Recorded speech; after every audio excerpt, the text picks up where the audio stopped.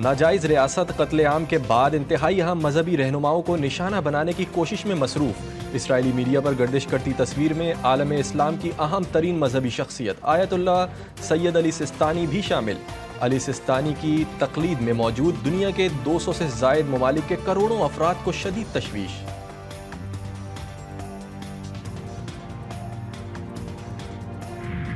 اسرائیل کا شام کے دارالحکومت دمشق پر میزائل حملہ۔ شام کے سرکاری میڈیا کے مطابق میزائل حملے میں رہائشی عمارت کو نشانہ بنایا گیا۔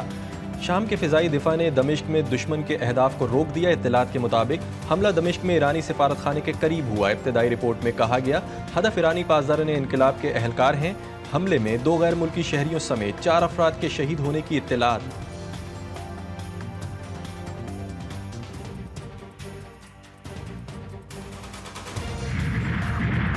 غزہ میں 1 سال بعد بھی اسرائیلی بربریت نہ تھمی۔ بریج کیمپ رفح، دیر البلح سمیت کئی علاقوں میں صبح سے جاری حملوں میں خواتین اور بچوں سمیت 25 فلسطینی شہید۔ شہداء کی مجموعی تعداد 41,965 ہو گئی۔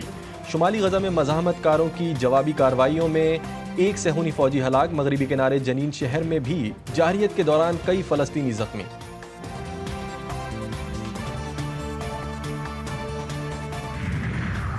UN سیکرٹری جنرل نے غزہ کو غیر محفوظ قرار دے دیا۔ اینٹونیو گوترس کہتے ہیں غزہ جنگ کا 1 سال انسانی، سیاسی اور اخلاقی بحران کا سال رہا۔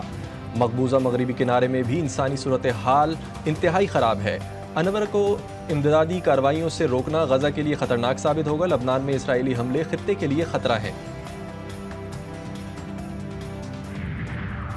لبنان میں پھنسے پاکستانیوں کو لے کر خصوصی پرواز کراچی پہنچ گئی۔ غیر ملکی ایئر لائن کی پرواز میں 70 سے زائد پاکستانی لبنان سے کراچی پہنچے۔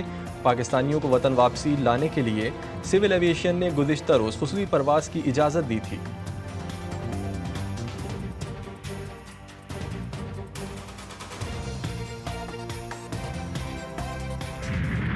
مہنگائی کی چکی میں پسے عوام کے لیے بری خبر۔ قرضوں کے بوجھ تلے دبی حکومت کا مزید قرض لینے کا فیصلہ۔ وزارت خزانہ نے مالی سال 2024-25 کے لیے 19.2 ارب ڈالر کا قرض لینے کا پلان تیار کر لیا۔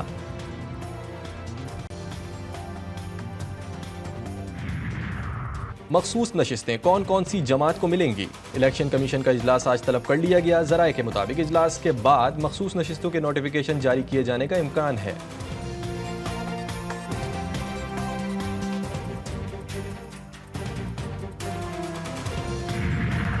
تحریک انصاف کا احتجاج جاری رکھنے کا فیصلہ۔ پنجاب میں نئے احتجاجی پروگرام کا شیڈیول تیار کر لیا۔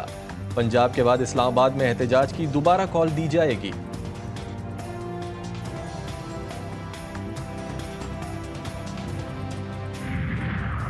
پی ٹی آئی رہنماؤں اور کارکنوں کے خلاف ایک اور مقدمہ درج۔ بانی پی ٹی آئی علی امین گنڈاپور سمیت 2000 سے زائد کارکن نامزد۔ دہشت گردی سمیت 12 دفعات شامل۔ بانی پی ٹی آئی نے جیل میں دی سہولیات کا ناجائز فائدہ اٹھایا۔ علی امین گنڈاپور نے سرکاری وسائل کا غلط استعمال کیا۔ اعظم سواتی نے مظاہرین کی مالی معاونت کی۔ FIR کا متن۔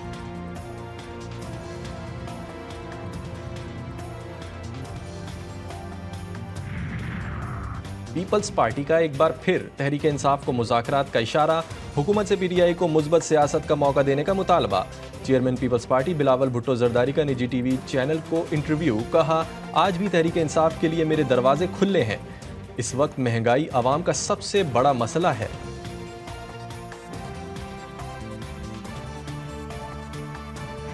وفاق کے اوپر دن رات چڑھائی کی جا رہی ہے، دھمکیاں دی جا رہی ہیں کہ 2014-15 میں آپ کو اچھی طرح علم ہے کس طرح ڈی چوک کے اوپر کئی ماہ یہاں پر دھرنا دیا گیا۔ یہ جو دھرنے دیے جا رہے ہیں اور روز اسلام آباد پر چڑھائی ہو رہی ہے، یہ پاکستان کے ساتھ سب سے بڑی دشمنی۔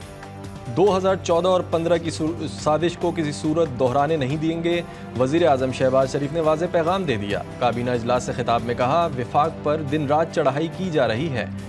فسادیوں کو ہوش کے ناخن لینے چاہیے۔ پی ٹی آئی کو منظور نہیں کہ پاکستان ترقی کرے۔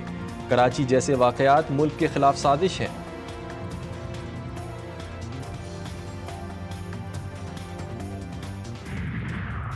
آئی جی اسلام آباد کو ہٹانے کا مطالبہ۔ گنڈاپور کی پھر اسلام آباد پر چڑھائی کی دھمکی۔ کہتے ہیں فیصلے کرنے والوں کو ملک کا کوئی خیال نہیں۔ بانی پی ٹی آئی نے واضح طور پر کہا تھا کہ ہماری فوج سے کوئی لڑائی ہے اور نہ ہی کوئی فوج مخالف ایجنڈا۔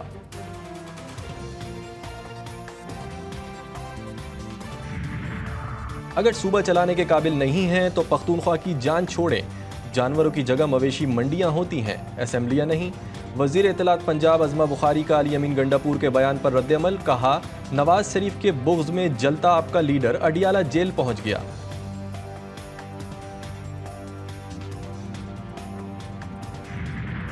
کے پی کا ایوان بن گیا جنگ کا میدان، حکومتی اور اپوزیشن اراکین لڑ پڑے، نیک محمد داوڑ اور اقبال وزیر کے درمیان گالم گلوچ، ایک دوسرے پر لاتوں اور گھونسوں کی برسات کر دی، اجلاس 14 اکتوبر تک ملتوی کر دیا گیا۔ تحفظ موومنٹ کی جو پچھلے 6 مہینوں کی اگر آپ ایکٹیویٹی کو دیکھیں، جس طریقے سے انہوں نے پاکستان کے جھنڈے کو نظر آتش کیا، جس طریقے سے انہوں نے پاکستان سے باہر پاکستان کی ایمبیسیز کے اوپر حملے کیے، پاکستان مخالف بیانیے کو پروان چڑھانے کے لیے باقاعدہ طور پہ فنڈنگ بھی کی۔ پی ٹی ایم نے پاکستانی پرچم کو نظر آتش کیا، بیرون ملک پاکستانی سفارت خانوں پر حملے کیے، پی ٹی ایم کو بیرون ملک سے فنڈنگ کی جا رہی تھی۔ وفاقی وزیر اطلاعات و نشریات عطا اللہ تارڑ کی کالعدم پشتون تحفظ موومنٹ پر پابندی کی وجوہات بتا دیں۔ آئینی ترامیم کے معاملے پر حکومت نے مولانا کی تجویز مان لی، ایس سی او کانفرنس کے بعد پارلیمنٹ کا اجلاس بلانے کا فیصلہ، مولانا اپنا مسودہ 2 سے 3 دن میں حوالے کریں گے، پیپلز پارٹی اور نون لیگ اپنا مسودہ جے یو آئی سے شیئر کرے گی۔ میرپور خاص میں توہین مذہب کے الزام میں قتل ڈاکٹر شاہنواز کیس میں پیش رفت، 4 ملزمان پنجاب سے گرفتار، انسداد دہشت گردی عدالت میں پیش، چاروں ملزمان 4 روزہ ریمانڈ پر پولیس کے حوالے۔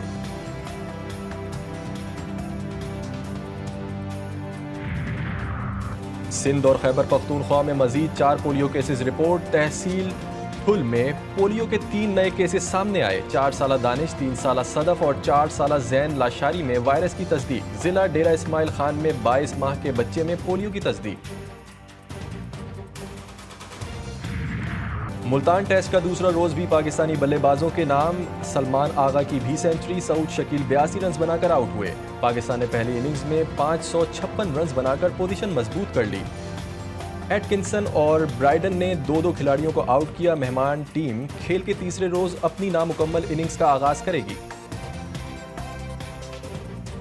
اسرائیل کی لبنان پر وحشیانہ بمباری جاری، صہیونی فوج نے بیروت میں حزب اللہ ہیڈ کوارٹر پر بم برسا دیے، سینئر رہنما سہیل حسین حسینی کو نشانہ بنانے کا دعویٰ، میسل جبل، رشاف اور مجیب کے علاقوں میں حملوں میں متعدد شہری شہید و زخمی، حزب اللہ کی جوابی کارروائی، تل ابیب میں موساد کے ہیڈ کوارٹر، حائفہ شہر اور دیگر قانونی غیر قانونی آباد کاری والے علاقوں پر میزائل داغ دیے، صہیونی فوج کو شدید نقصان پہنچنے کی اطلاعات۔